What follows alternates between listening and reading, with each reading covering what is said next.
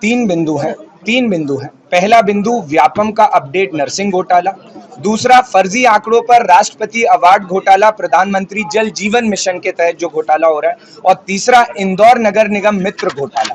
ये तीन घोटालों के तहत आज हमने यहाँ प्रेस वार्ता ली और ये बताया कि नर्सिंग घोटाले में हम जिस तरीके से युवाओं के साथ ये शोषण होता हुआ देख रहे हैं कि उसके फीस वो भर रहा है, वो अपने जीवन का समय दे रहा है और उसे पता चलता है कि वो कल बेरोजगार होने जा रहा है, क्योंकि तथाकथित यहाँ से प्रदेश में उन नर्सिंग कॉलेजों को मान्यता दी गई जो कि कंप्लीटली फर्जी थे।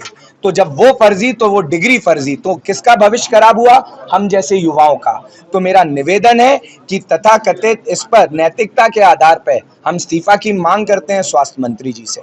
दूसरी बात, हम बात कर रहे हैं जल जीवन मिशन, जिसके तहत यह तय किया गया था कि हर घर पे नल होगा और हर घर पे जल होगा और टंकी होगी हर गांव में। हुआ क्या? कई जगह लाइन डली तो वहां पर टोटी नहीं लगी, टोटी लगी तो वहां जल नहीं है।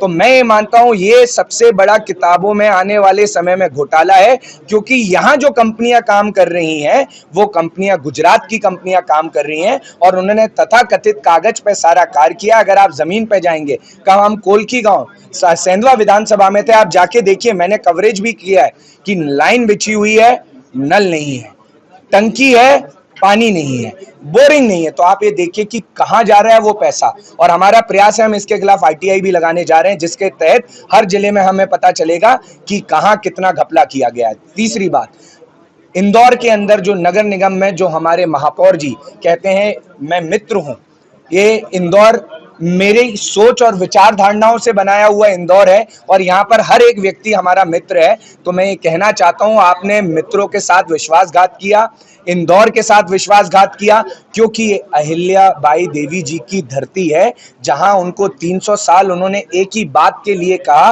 कि ये शहर तब अच्छा होता है जब यहाँ पर विचार धारणा के साथ वो व्यक्ति रहते हैं जो व्यक्ति निर्माण की बात करते हैं, विकास की बात करते हैं, ना कि धोखाधड़ी की बात करते हैं। तो भाजपा तथाकथित किसी भी विचार धारणा से देवी अहिल्याबाई के रास्ते पे नहीं है।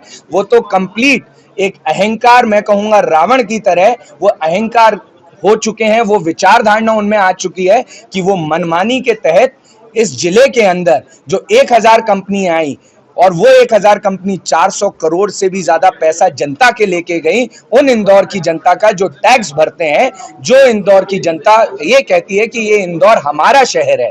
और इस इंदौर की पहचान क्यों थी? क्योंकि स्वच्छता में नंबर 1 इंदौर था। अगर किसी को कहीं रहने आना है तो हर व्यक्ति कहता था चलो इंदौर में बसते हैं। क्यों? क्योंकि यहाँ पर व्यक्ति विशेष का आचरण बहुत अच्छा है। और मैं एक निवेदन करना चाहता हूं कि आज उसी इंदौर को इन्होंने भ्रष्टाचार में नंबर 1 बना दिया। जो इंदौर अपने बिजनेस के लिए, नैतिकता के लिए पहचाना जाता था, देवी अहिल्याबाई की विचार धारणा पे चलने के लिए पहचाना जाता था, आज उसको उन्होंने भ्रष्टाचार में नंबर 1 कर दिया है। तो हम नैतिकता के आधार पर उनका भी इस्तीफा मांगते हैं सभी यूथ कांग्रेस के साथ।